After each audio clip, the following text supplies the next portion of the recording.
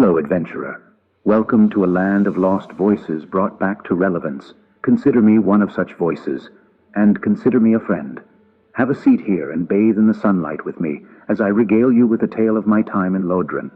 Specifically, the nasties we had to defeat along the way to our very own sun. That's right. Those that hold the most souls, considered to be our enemies, which were the toughest obstacles. The Asylum Demon does very well in letting you know what type of adventure you're signing up for. He's not gentle to those undead fresh from the grave, and many find themselves going hollow from frustration. But any adventurer worth their weight knows that the beginning is not where one gives up. Once you explore around and get proper equipment for a worthy fight, he's not much to speak of. Still, for introducing the concept of how seemingly insurmountable odds can still be overcome, I will rank him as a B tier. B. The bridge-guarding Taurus demon is next. With all these demons, you'd figure we would call our adventure Demon Souls Ha Ha Ha. A little Souls humor there for you. This is the first proper boss of your adventure, and thankfully you can use the same plunging attack technique you learned from the Asylum Demon. However, if you wait too long to take your leap of faith, the demon will jump on top of the battlement, and the fight becomes much harder. Victory over this malicious foe does result in our first incandescent greeting, and to me, that's worth something. We will give this a B tier as well. The bell gargoyles guard the Bell of Awakening. Well, one of them. Yes, there's 2 bells and 2 gargoyles, but the 2 gargoyles only guard one of the bells.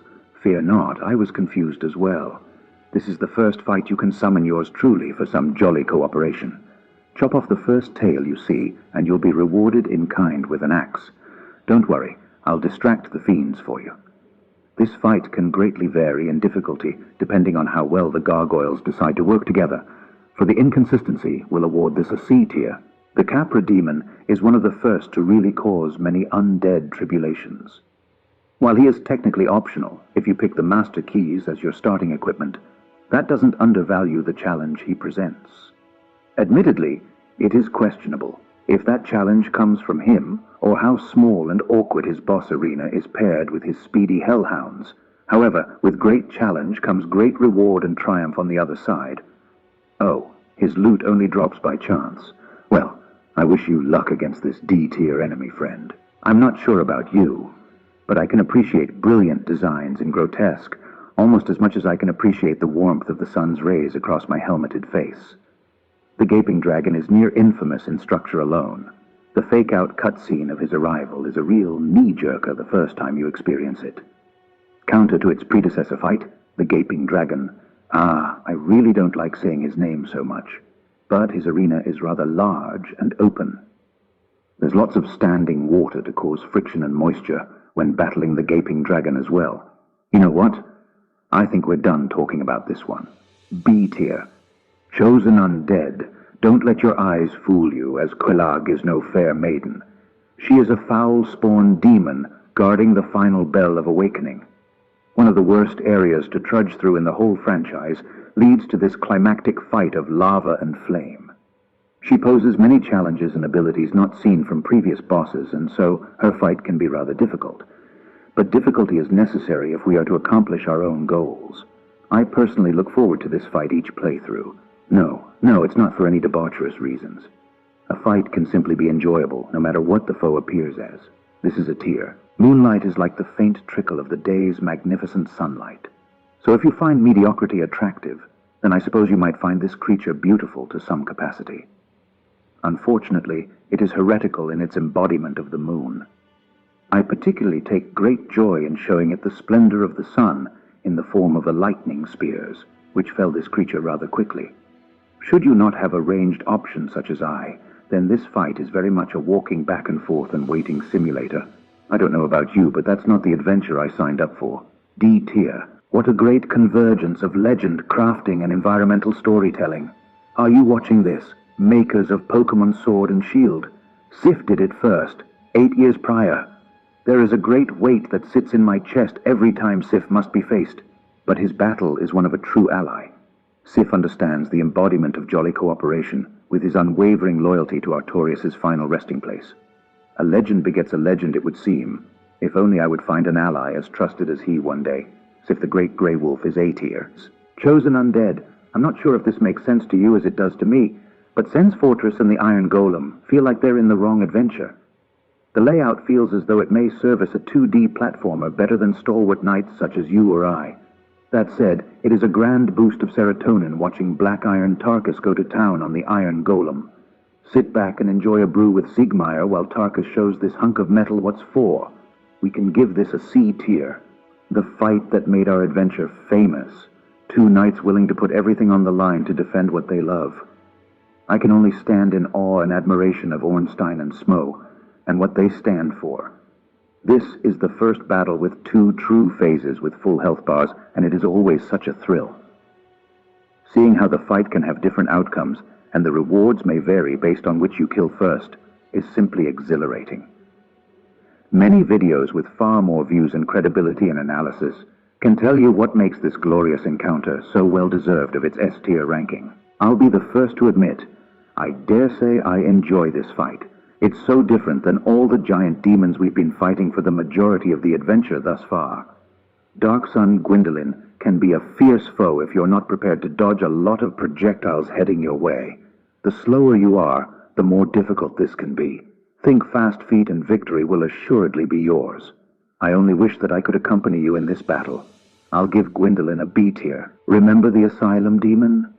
Well, there is another one. You can actually see him at the very beginning of your journey, but it is not until you return to your original prison cell that you can fight this stronger version of the tutorial boss. No, plunging attack this time. The Stray Demon is one fight that I'd say makes little difference if you fight or not. D tier for the copy-paste boss in the exact same area as the first. Chosen Undead. Have you heard about Priscilla's feat? I've read many messages and summoned signs across Lordrand speaking about her feat. It turns out, if you look very closely, her feet make imprints in the snow, and that's how you can tell where to swing your weapon when you're fighting her. Surely all those comments about her feet are trying to assist you in that tip, and nothing else. Nothing at all. Ah, pardon me, I was lost in thought. Priscilla the Crossbreed can also be a B tier. Pinwheel is a joke. The enemies leading up to him are far more deadly and require more damage to defeat than he does. Pinwheel is the game's only F-tier fight. Grave Lord Nito. Now we're getting to some late-game fights. Nito's design and fight are both terrifying in their own right, but combine them with a large space and a horde of undead skeletons, then we truly see the might of the Master of Death. Nito is a match unrivaled, and while other fights in later adventures try to capture the same cinematic experience that Nito offers, none have really captured the wonder that this horrific fight to death offers. I would give this one an S tier, the 4 Kings of the Abyss, which is actually a false name, as there's 5 or 6 that can appear at any given time. There's a reason sunlight is so much greater than pure darkness. Look around here. You can't tell how far away you are from them. You can't tell if your attack will land or swing 20 feet away. There's no perspective on anything here, and it's rather loathsome. This is deserving of a C tier. After learning the story of the Ceaseless Discharge, I just feel bad any time I have to kill him. He's just a big softy until you loot the corpse of his sister. Then he is justifiably outraged. I know he's a grotesque demon, but under all the horrific tendrils and disgusting malformity, maybe he's just a nice guy. Anyways, we can give him a C tier. How would you like the Asylum Demon a 3rd time? This time, he's on fire. But truly, we have seen this fight twice before, so by the time you face him, a 3rd go-around, you should have it down. D tier with this demon. Were he the first version we found in the game, he'd likely be around B tier, but once you get to the Fire Sage, you're just a little burned out. Out of all the bosses we discuss in today's conversation, this is the one I always forget is part of the game. For some reason, even the Fire Sage marching through Bramble is more memorable than the Centipede Demon. There's just not much this fight has going for it apart from the fact it is another chance at jolly cooperation together. D tier for him. Remember what I said about Pinwheel being the only F-tier fight? I lied. The Bed of Chaos experiences the same symptom of the Iron Golem in that it feels as though it was meant to be a part of a different adventure altogether. She'd be great, and yes, I did say she in a platformer game. Our jumps sadly do not have much to work with, making this fight a miserable experience. Funnily enough, this would be a very good fight in Elden Ring with the inclusion of a jump button. Seath the Scaleless has one of the worst boss runs in existence. The crystal you have to crush to fight him is reminiscent of a fetch quest. His tail is a pain in the tarkus to chop off, and he inflicts curse on the player, which is just unnecessary by this point. If you haven't caught the vibe yet, I'm not much a fan of this one. Arguably, I'd say this is the worst dragon fight of the franchise. Oh, maybe that will be a conversation for another day. All dragon fights in all of the Dark Souls adventures. I think I'd like to share some Estus over that one. Seath is a D tier. Last but not least, we have the glorious father of sunlight himself, Gwyn. The music alone is deserving of S tier ranking, but pair it with grossly incandescent visuals of the kiln of the first flame. A brilliant final battle accommodating any strategy you learned on your journey in order to get here. I dare say Gwyn is one of the best final fights of any adventure out there. Should you disagree, then I kindly invite you to inspect this bolt of sunlight a bit closer. Gwyn is S tier. With that, we round out this conversation. It was nice having you here to chat a while and stare at the magnificent body of the sun with me. I do hope for another conversation soon should our fates cross paths again.